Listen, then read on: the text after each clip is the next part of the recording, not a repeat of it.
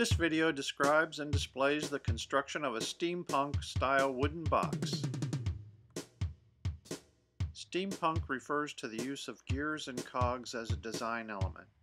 Most steampunk articles use gears as purely ornamental objects. What makes these steampunk boxes unusual is that the gears are functional.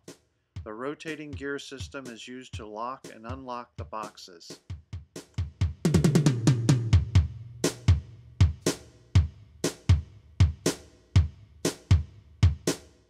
The large gear is turned until the teeth of the left and right gears line up properly with the pointers.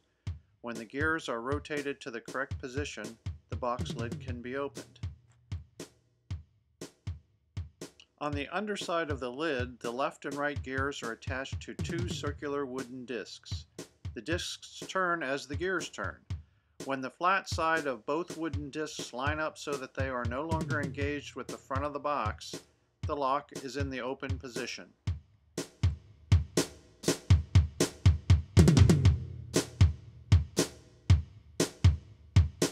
I use three different types of exotic wood. Leopard wood and zebra wood are found in South America. Wenge wood is from Africa. For this project, I used 1/2 inch thick stock. The gears for the boxes came from three 1890s patented apple peelers I found at local flea markets. The apple peelers are constructed of cast iron. I was able to cut apart the cast iron peelers with a cutting wheel on my Dremel rotary tool. I fabricated some decorative cast iron parts by gluing metal pieces together using JB Weld. I joined the four sides of each box by using my router and a dovetail bit. To create the pieces for the lid, I ripped 1 1/2 inch wide slats from the exotic wood. The top deck of the lid consists of 1/4 inch oak laminated plywood. To join the oak deck to the lid frame, I sawed a 1/4 inch dado cut into each slat. Each wooden slat that makes up the frame of the lid is joined at a 45-degree miter cut at the corners. Once the lid pieces are cut, all it takes is wood glue and the dado groove to join the lid frame and the lid top together. I lined the inside of each box with poplar wood. The wood lining provides an anchor for the locking mechanism and helps to properly align the lid to the body of the box. I sawed a 1/4 inch rabbet cut on the ends of the front and back pieces of the lining. These rabbet cuts interconnect the lining pieces and forces them to stay in place.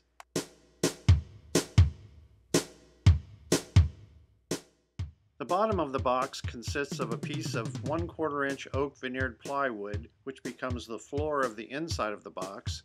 I used 3/16 inch thick pieces of exotic wood for the outside bottom of the box. I routed a 1/2 inch deep and 1/4 inch wide rabbet cut in the body of the box to accept the glued bottom assembly. The locking system is comprised of three components. First are the gears located on the top of the box lid.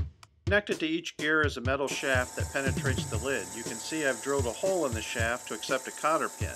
In addition, I cut a groove at the end of the shaft to accept an E-ring retainer clip.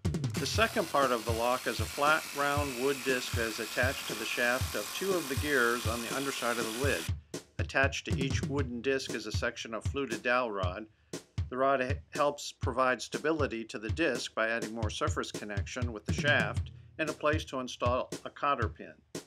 Each of the round discs has a section of its circumference removed. This flattened part of the disc's curve allows the mechanism to unlock. The third part of the locking mechanism are indentations cut into the lining of the box. These indentations accept the round discs as they rotate.